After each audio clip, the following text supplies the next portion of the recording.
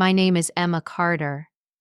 I was in 11th grade, a busy high school student, when one lunch changed how I saw my parents. I thought we were fine. I was wrong.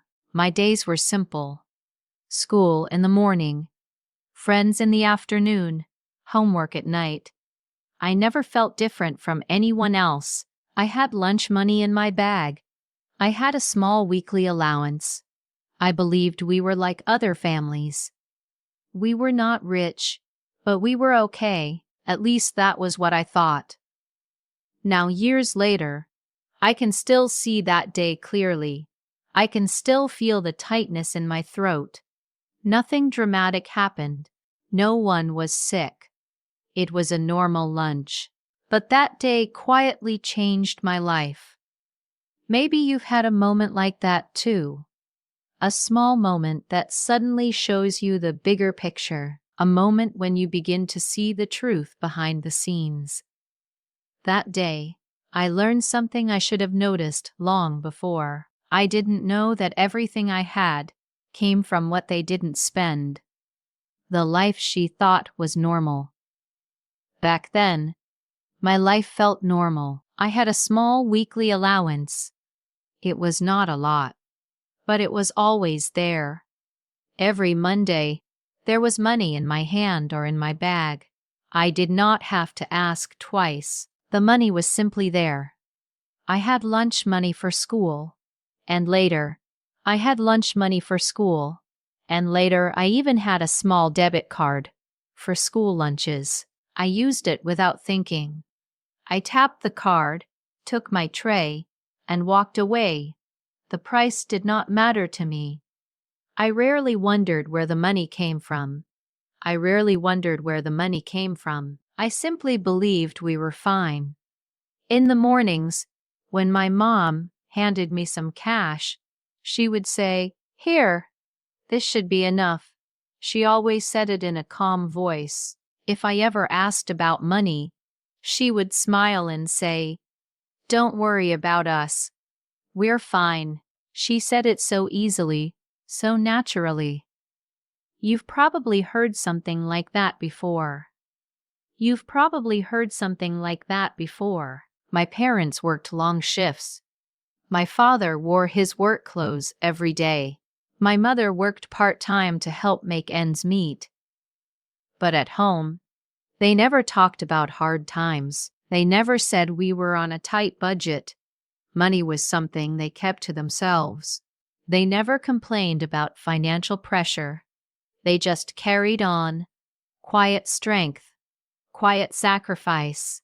We did not eat out often. We did not buy expensive things. But I did not think about that. I had what I needed. I could get by. I could join my friends. Nothing in my life felt missing. I thought this was normal. The moment across the street one.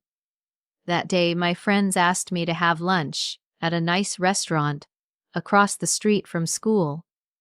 It was not a special day. It was just Friday. We walked in together, still wearing our backpacks. The place was bright and clean. The music was soft and light. My friends were laughing at something on their phones. I opened the menu and ordered without looking at the price. It felt like any other day. One of my friends smiled and said, "This place is so good." Another added, "Let's get dessert too." I nodded. I did not think twice. The food came. We talked about school, teachers, and weekend plans. I laughed. I checked my phone. I laughed again. For a moment I felt proud that I could sit there and pay without worry. Then, while reaching for my drink, I looked out the window across the street. Near the construction site, I saw a man in work clothes sitting on a low wall. His shirt was dusty. His shoulders looked tired. He was holding a small metal lunchbox. He opened it slowly and started eating a simple packed meal. It was my father. My hand stopped in the air. My fork felt heavy. He did not see me. He was eating quietly, alone.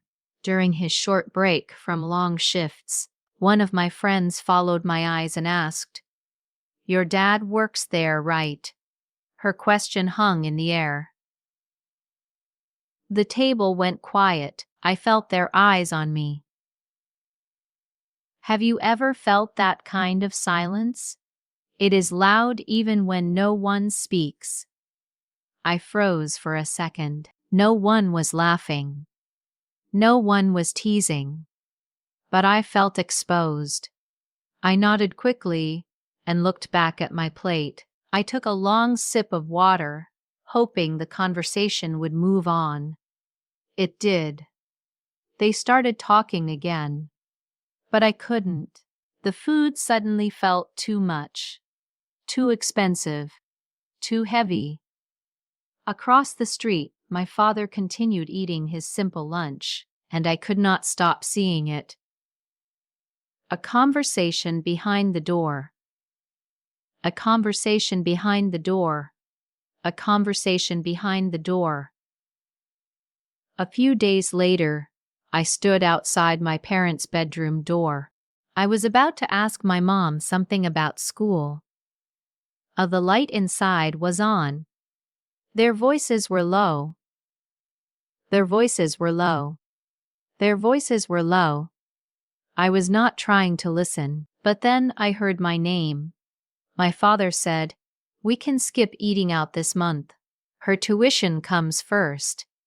There was a short pause. My mom answered softly, "She has to focus on school. We'll be fine." Then she added, almost in a whisper, "It's just for a while." My hand was still on the door. My fingers started to shake. I did not knock. I could not move. Through the small opening, I saw my desk across the hallway. My books were on it. My laptop, my notes, everything looked the same as always. But suddenly, it felt different.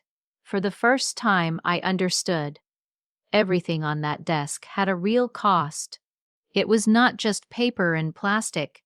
It was hard-earned money. It was long shifts. It was simple meals. It was my father in his work clothes, eating that cheap lunch across the street. I stepped back into the dark hallway. The house was quiet. I could hear my own breathing, and for the first time I understood. I had always had enough because they chose to have less. Years later, my life looked very different, but the road was not easy. After college, I applied for an internship I really wanted. I thought I was ready. I thought I had worked hard enough. Then I got the email. I had been rejected. I stared at the screen for a long time. For a moment, I wanted to give up. Then I remembered the cheap lunch across the street. I remembered my father in his work clothes. I remembered my father in his work clothes. I remembered how quietly my parents carried the weight. So I kept going. Success did not come fast. It came slowly, step by step. The restaurant. One evening, after I finally built a stable life, I took my parents to a restaurant. When the menu came, I saw my father's eyes pause at the right side of the page, where the prices were. When the prices were, "Dad," I said softly, "let's get the steak. I know you like it." He looked surprised. "That's too much," he said. "It's okay," I answered. "You don't have to choose the cheapest one anymore." He looked at me for a second. Then he smiled. He didn't say he was proud, but I could see it, and that was enough. Sometimes the things we do not see carry the most weight. A packed meal. Work clothes at noon. A quiet choice to save money. A quiet choice to save money. a father eating alone during a short break. These small things can shape a whole life. Love does not always speak loudly. Sometimes it simply shows up every day and carries the weight without complaint. If this story reminded you of something, comment one word, grateful, and maybe send your parents a message today. Because sometimes understanding begins at home.